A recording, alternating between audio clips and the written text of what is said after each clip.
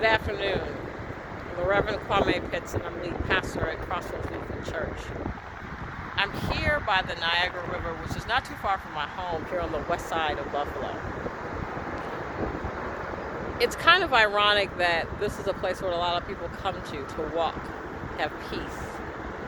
And yet behind me there are many signs that says closed for further notice for public safety. So we don't have a lot of access to this water and be able to walk and be close to this water to maybe even feel the power and the strength of the Niagara River as it goes so very quickly, so flowing, so very smoothly. We're not even to dip our hands into this water and wash them because we're trying to make sure that we as people of humanity are not gathering too close around each other because we're in the midst of a pandemic. And that's really interesting, right? Because Maundy Thursday is all about washing one another's feet. In my first congregation that I served in the suburbs of Chicago, when it came to Maundy Thursday, they did a strange thing. They didn't wash feet, they washed hands.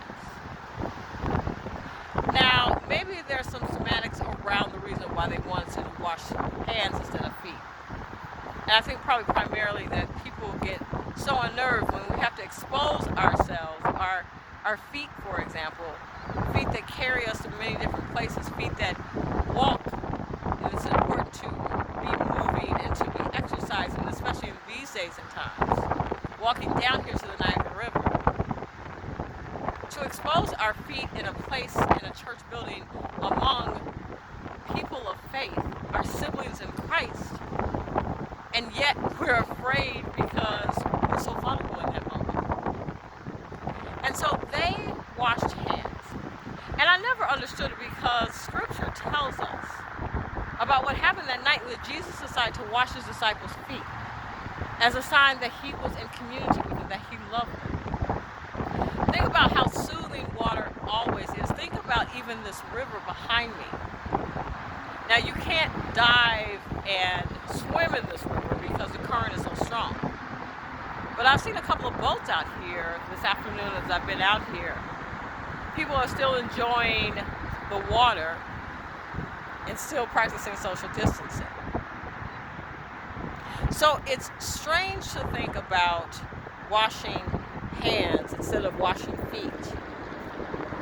It's still a communal experience in essence, that we're able to take our hands and dip them in bowls of water and wash our hands.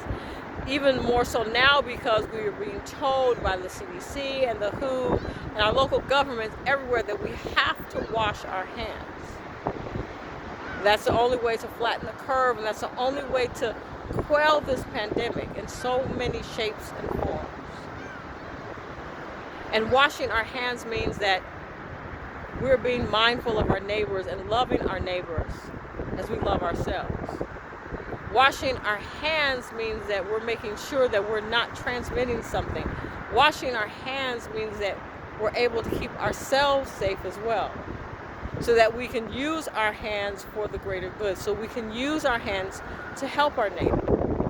And maybe not in the ways that we traditionally do so in this time, in this moment, in this Holy Week. But there are people using their hands to pack lunches and breakfast. There are people using their hands to gather masks together and making masks. There are people who are using their hands to go to grocery stores and to get groceries for people who cannot get out. There are people using their hands that are restocking shelves. There are people who are using their hands to try to comfort those who are fighting this pandemic, this virus, and don't have the comfort of their family around them. There are people using their hands to spread God's love in new and unimaginable ways. And when this pandemic is quelled and we are given the all clear, know that life is not going to be the same. It is going to look completely different. There will be one day where we'll be able to walk down this pier and see how close we can get to this water. and maybe even touch it. But everything in this life will become much more precious because for a moment we had to step back from creation. We had to step back and allow this land and creation to heal, to allow one another to heal, so we can come back and be an even more unimaginable, beautiful body of Christ. So on this night, in your homes, with your own family, wash your hands. Wash each other's hands. Get on a Zoom call or get on a Skype call with those that you love. Put your hands in a clear glass bowl and pour water over your hands, and it is as if you were washing your loved one's hands. And know, regardless of where we are, God is always with us in this moment, even if we're not amongst another in a building. Remember, God's work doesn't happen in a particular building with pageantry and liturgy.